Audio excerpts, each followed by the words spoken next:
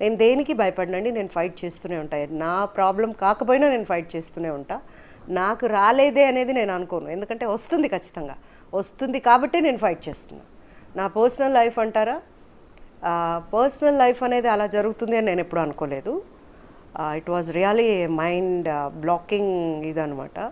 ఎందుకంటే 7 ఏళ్ళు నన్ను ఇంట్లో కూర్చోబెట్టేసి ఇంటి తలుపు తాళం పెట్టుకొని ఇంట్లోనే ఉండేలాగా నన్ను ఇండస్ట్రీకి రానికుండా ఉంచి కూడా ఫైనల్గా నేను అలాంటి ప్లేస్ ఒకటి చూస్తాను, అతను ఇంకొకరిని పెళ్లి చేసుకోవటం, తర్వాత నేను భార్య కాదనటం, అబ్బాయి మాత్రమే అబ్బాయి అనటం, ఇదంతా వింటుంటే ఇది సినిమా కథ అయితే బాగుంటుందేమో, అసలు భార్య లేకుండా పిల్లలు ఎలా వస్తారు, ఇది అర్థం కాలేదు నాకు.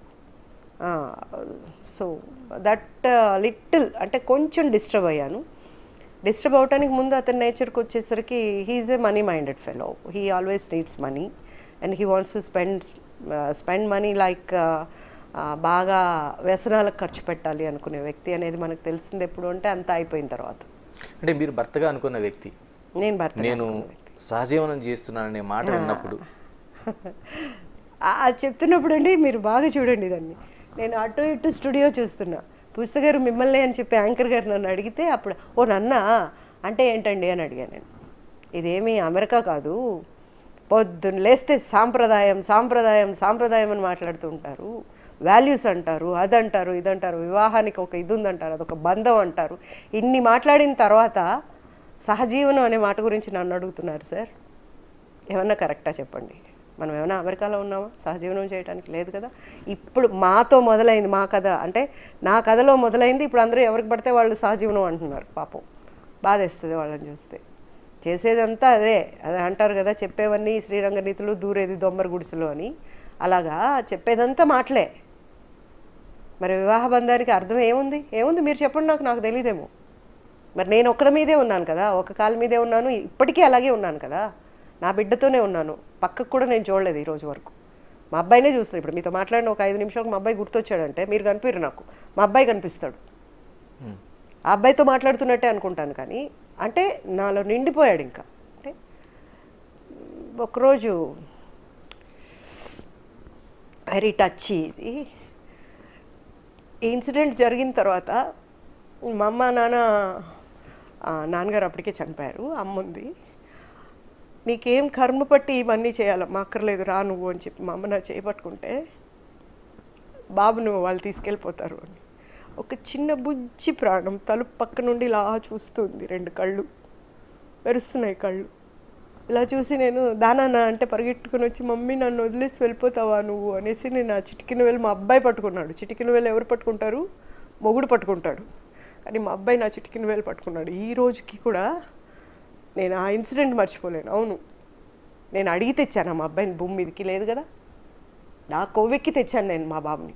సంతానం అనేది మన ఇష్టంతో జరిగేది. సో అలా భూమి మీదకి తెచ్చిన వాడికి న్యాయం చేయాలి. న్యాయం చేయలేకపోతే పిల్లల్ని మనం కనకూడదు. No, never. వాళ్ళకి న్యాయం చేయాలి. మనం తిన్నా తినకపోయినా వాళ్ళ కోసం బతకాలి, వాళ్ళ కోసం ఫైట్ చేయాలి. ఈ రోజు కూడా నేను మా బాబు కోసమే ఫైట్ చేస్తా till end of my life. నేను చేస్తూనే ఉంటాను. ఆ తర్వాత మా అబ్బాయి కూడా ఫైట్ చేస్తాడు. పూజిత గారు, మీరు ఇంత భావోద్వేగంతో మాట్లాడుతున్నారు. ఒక మంచి తల్లిగా మీరు ఇంత కొనసాగుతున్న మీరు ఒక మంచి భార్యగా ఎందుకు ఉండలేకపోయాననే ప్రశ్నకి ఏం సమాధానం చెప్తారు? మంచి భార్యను కాదు అనేది కరెక్ట్ కాదు. నా దగ్గర అప్పటికే నగలు గిగలన్నీ అయిపోయి ఉంటాయి, డబ్బులు గిబ్బులన్నీ అయిపోయి ఉంటాయి. అందుకని నేను మంచి భార్యను కదా. అవన్నీ ఉన్నంత వరకు నేను మంచి భార్యనే కదా. అవన్నీ నువ్వే తీసుకెళ్ళిపోయావు కదా. అసలు బ్యాంకులో ఉన్నాయి తీస్తారనేది బ్యాంకుకి వెళ్ళటమే తెలియదు నాకు. అలా పెంచారు నన్ను మా ఇంట్లో. నాకు 100 రూపాయల నోటు తప్ప మీరు 500 రూపాయల నోటు ఇచ్చినా కూడా అది డబ్బులని తెలీదు. 100 తెలుసు నాకు. Though I'm a BCom student, I know only 100 rupees. ఆ 100 రూపీస్ నోట్ చూసి నాకు మా డాడీ 100 ఇచ్చారు అనుకునేది. ఆ 100 మళ్ళీ చిల్లర చేసి 10 రూపాయల్లో మిరపకాయ బజ్జీలు తినేవాళ్ళం. 5 వచ్చేవి అప్పట్లో 10 రూపాయలకి. 2.5 తిన్నప్పుడు తింటూ ఉంటే 2.5లో ఆ నర్ర తీసుకొని మా నాన్నగారు 3 తినేసేవారు. ఇద్దరం జుట్లు పట్టుకొని కొట్టుకునేవాళ్ళం. ఆ లైఫ్ తెలుసు నాకు. సో అలాంటిది బ్యాంక్లోంచి కూడా వెళ్ళిపోతాయి అనేది తెలీదండి. అంత మునిగిపోతానని తెలియదు. ఎవరైనా కూడా, ఒక ఆయన అడిగాడు ఎవరో నన్ను ఇట్లా ఇంటర్వ్యూలో, ఎలా నమ్మావమ్మా అలాగా అని. ఏం మాట్లాడుతున్నారు నేను పక్కింటోడిని నమ్మానా? భర్త అనే స్థానంలో ఉన్నవాడిని, భర్తను కాకపోతే దేవుడి తర్వాత నమ్మాల్సింది భర్తనే కదా. మరి అతనే ఇలా చేస్తాడని ట్యాగ్ వేసుకుని ఉంటే నమ్మను కదా. ఎగ్జాక్ట్లీ. ట్యాగ్ వేసుకొని నేను ఇలాంటి వాడిని, నేను డబ్బుల కోసమే వచ్చాను అని ఉంటే నేను నమ్మను కదా. అంటే అంత ప్రయాణంలో ఎప్పుడు గమనించలేదండి? అంటే మానవ సంబంధాలన్నీ ఆర్థిక సంబంధాలే. నన్ను బయట సంబంధాలతో కట్ చేసి పడేశాడండి. ఒకటి first thing, he want to grow himself in all aspects అన్నట్టుగా ఉండిపోయాడు. అండ్ నేను బయటికి రాకూడదు, నా నా ఇప్పుడు మీరు నన్ను మేడం అన్నారంటే తట్టుకోలేడు, నమస్తే అండి అన్నానంటే తట్టుకో, ఎందుకంటే అతను ఎవరో మీకు తెలియదు, మీరు నమస్తే పెట్టలేరు నేను చెప్తే తప్ప. ఇతను మా హస్బెండ్ అని అంటే అప్పుడు అవునా సార్, హాయ్ సార్ అని చెయ్యి ఇవ్వటమో నమస్తేనో పెడతారు. అది తట్టుకోలేడు అతను, ఈగోయిస్ట్. సో నన్ను మా అమ్మ దగ్గర ఎప్పుడో అన్నాడంట, మహా అంటే హీరోయిన్లు 2 years ఉంటారు, దాని తర్వాత తొక్కేయటమే, నేను చూపిస్తాను సినిమా, నేను చూపిస్తాను తనకి అని చెప్పి ఏదో అన్నాడంట. సో అవన్నీ తర్వాత నేను ఒకటే చెప్తా, అదే దీనికి అన్నిటికీ ఏం కావాలంటే ధైర్యం కావాలండి. చెప్పేవాడికి కూడా ధైర్యం ఉండాలి. అమ్మా ఇలా కాదు, నువ్వు చూస్తున్నదే నిజం కాదు అని, ఇతని క్యారెక్టర్ ఇది కాదు అని. ఇప్పుడు చెప్తున్నారు, రేపు నాకు కోర్టు ఉంది, ఇదే కేసు మీద రేపు నాకు కోర్టు ఉంది. వాచ్మెన్ కానీ చుట్టుపక్కల వాళ్ళు కానీ ఇప్పుడు చెప్తున్నారు. ఆ రోజు ఎందుకు చెప్పలేదు నేను మీకు ఇంత క్లోజ్గా ఉన్నప్పుడు? ఫ్రెండ్ అంటే ఏంటి అర్థం? ఇంకొక ఫ్రెండ్కు మంచి జరిగేలాగా చూసేవాడు నిజమైన ఫ్రెండ్, తప్పు చేస్తుంటే ఆపేవాడు నిజమైన ఫ్రెండ్. మీరు ఎవరూ చెప్పలే నాకు. సడన్గా అన్నీ తెలుస్తున్నాయి. ఏమోనండి ఇలా పెట్టుకోవటం, ఏమోనండి నాకు తెలియదండి, అమ్మ ఇలా తిరుగుతాడంట కదా, అమ్మాయిల మధ్యలో కూర్చొని కారు వస్తుందంట, వాచ్మెన్ ఇట్లా ఎత్తుకొని వస్తాడంట ఇంటికి, నాకు తెలియదండి. కీస్ ఉంటాయి కదా, తీసుకొని వస్తారు. ఆ టైంలో 2-3 గంటలకు మామూలుగా జనాలు ఏం చేస్తారండి, నిద్రపోతారు. నేను కూడా నిద్రపోతాను కదా. ఆ టైంలో పిల్లిలాగా వచ్చి లోపల పడుకుంటే నాకేం తెలుస్తుంది? How can I know?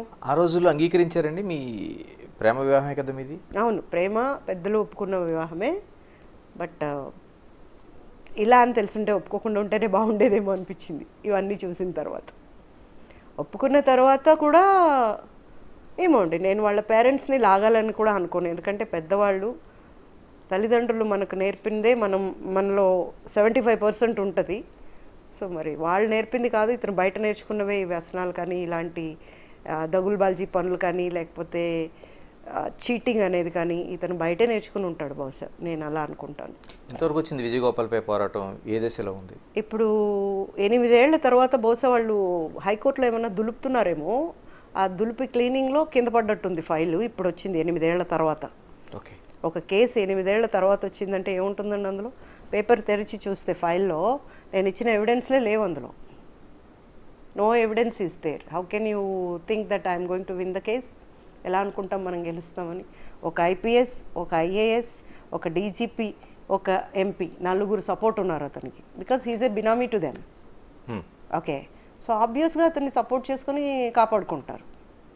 ఆ కేసు నిలవాలంటే నా ఇవి ఉండాలి. నా ఫైల్ ఓపెన్ చేస్తే నేను షాక్, అసలు నవ్వుతున్నా నేను. పీపీ అడుగుతుంది, ఎందుకంటే మీరు నవ్వుతున్నారు. మాట్లాడదాం మనం.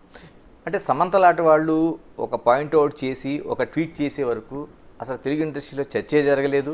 పెద్ద పెద్ద వాళ్ళందరూ ఉన్నారు, ఒక కమిటీ ఉంది, ఆ కమిటీ ఒక రిపోర్ట్ కూడా గవర్నమెంట్కి ఇచ్చినట్టున్నారు. కనీసం ఆ నివేదిక కూడా బయట పెట్టకుండా అంత గోప్యంగా తెలుగు ఇండస్ట్రీ ఉంచాల్సిన అవసరం ఏమొచ్చింది? అంటే కొన్ని డిపెండ్స్ ఆఫ్ దేర్ పర్సనాలిటీస్. అంటే బాగా పబ్లిక్ అయినప్పుడు వాళ్ళని ఒక్కసారిగా బయటికి లాగలేరు కదా. దానివల్ల వచ్చే ఆనందం జనాలకు ఎంటర్టైన్మెంటే తప్ప వాళ్ళు స్క్వీజ్ అయిపోతారు. అందువల్ల కొన్ని పెద్ద పెద్ద వాళ్ళు అనేసరికి ఏం చేస్తారంటే లోపల సెటిల్మెంట్ అయిపోవటమే బెటరు, బయటికి రాకుండా అది ఇట్లా బర్స్ట్ అవ్వకుండా ఉండటమే మేలు అనేదాకా ఆలోచిస్తారు.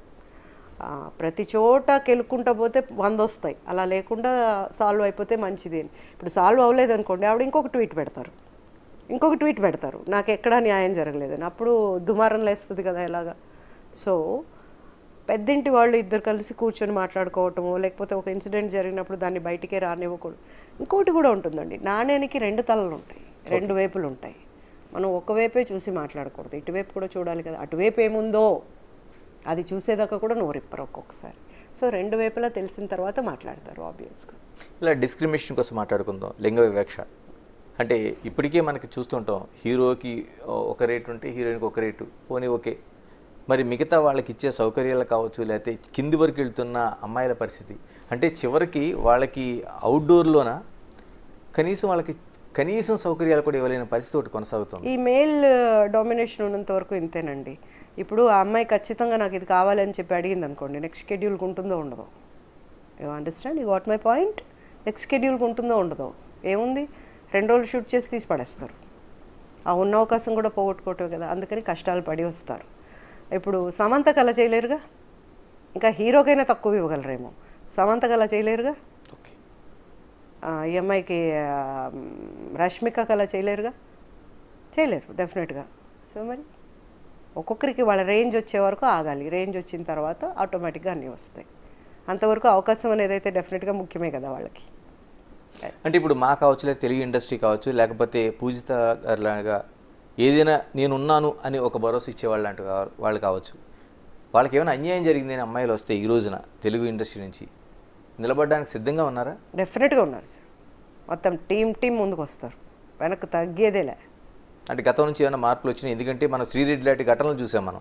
చూసాము మొన్న ఐ థింక్ సో, ఏదో ఒక ఆర్టిస్ట్కి ఆ ప్రాబ్లం వచ్చినప్పుడు మొత్తం స్పందించి చేసాం, దాన్ని సాల్వ్ చేసాం. ఒకటి బయటికి వద్దు, పేర్లు వద్దు, ఒక హిందీ యాక్టర్స్ అమ్మాయి అలా ఒక చిన్న ఇన్సిడెంట్ చెప్పంగానే వెంటనే రియాక్ట్ అయిపోయి చేయాల్సిన పని చేసి, అదే చెప్తున్నా నేను, ఒకళ్ళంటూ వచ్చి నాకు ఇది ప్రాబ్లం అని చెప్తే కదా మాకైనా తెలిసేది. అంటే ఆ రోజున ఎందుకండి శ్రీరెడ్డికి అంత బహిరంగంగా వచ్చినా సరే ఎందుకు చేయలేకపోయింది ఇండస్ట్రీ?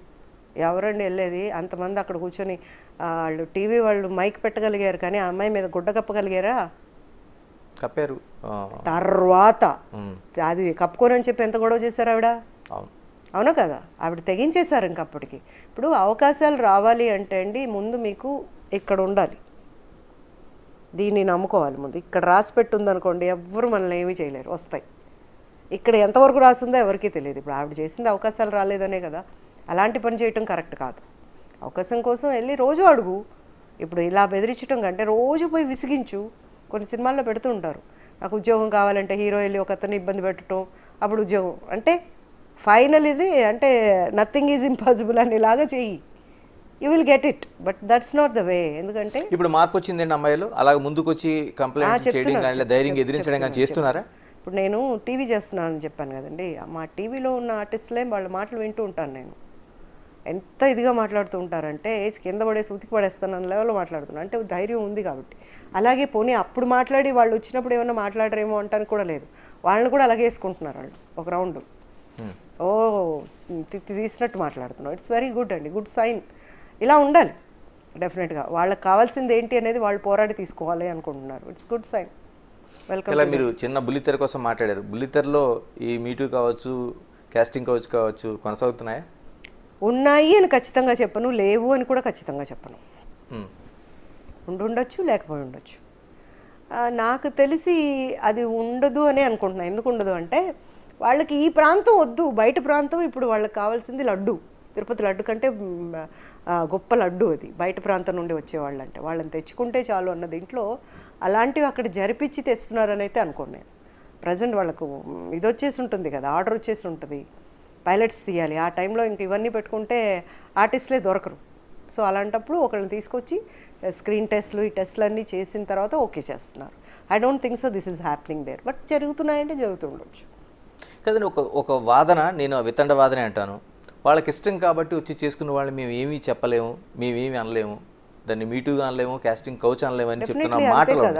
నేనేమంటానంటే ఏ ఆడపిల్ల అయినా ఆ అవకాశాల కోసం నీ పక్కలో పడుకుంటారని ఇష్టపూర్వకంగా వచ్చే అమ్మాయి ఉంటుందండి ఎవరైనా? నాకు తెలిసి అలా ఉండరు. వాళ్ళ ఇంట్లో ఏ కష్టం ఉందో, వాళ్ళకి ఏ కష్టం ఉందో దానికోసం అయితే ఏమైనా చేస్తారేమో. కానీ ఏ ఆడపిల్ల కూడా నాకు కోట్లు ఇస్తానంటే కూడా రెడీ అని చెప్పి వెళ్ళి పడుకోవటానికి అయితే మాత్రం ఇష్టపడదు. దిస్ ఐ కెన్ సే, బల్లగుద్ది కూడా చెప్పగలను నేను. అది ఇంకా ఎటువంటి సిచ్యుయేషన్లో ఆ బిడ్డ అలా చేయగలుగుతుందో తెలియదు కానీ, బట్ అలా అయితే ఏ ఆడది చేయదండి. ఆన్ బట్ పొజిషన్ అనేది కానీ వాళ్ళకి చెక్ ఉంటే, నెక్ మీద చెక్ పెట్టుంటే అప్పుడు ఏమైనా చేస్తారేమో, అంతవరకే. కానీ ఇప్పట్లో అయితే నాకు తెలిసి అలా చేస్తూనే రావాలి అనే వాళ్ళు లేరండి. ఇప్పుడు బాగా టాలెంటెడ్ చూసారు కదా ఆర్టిస్టులు, అబ్బాయిలు కానీ అమ్మాయిలు కానీ వెరీ టాలెంటెడ్. ఒకవేళ టాలెంట్ కాకపోయినా ఈ బెంగళూరు వాళ్ళు అనేసరికి ఎర్రతోలు వేసుకొస్తున్నారు కాబట్టి ఆ తోలు కావాలని దానిని పట్టుకొచ్చేస్తున్నారు. సో వచ్చాక నేర్పుకుంటున్నారు, వస్తుందో రాదో అది దేవుడికి ఎరక. That's the thing. I have seen that.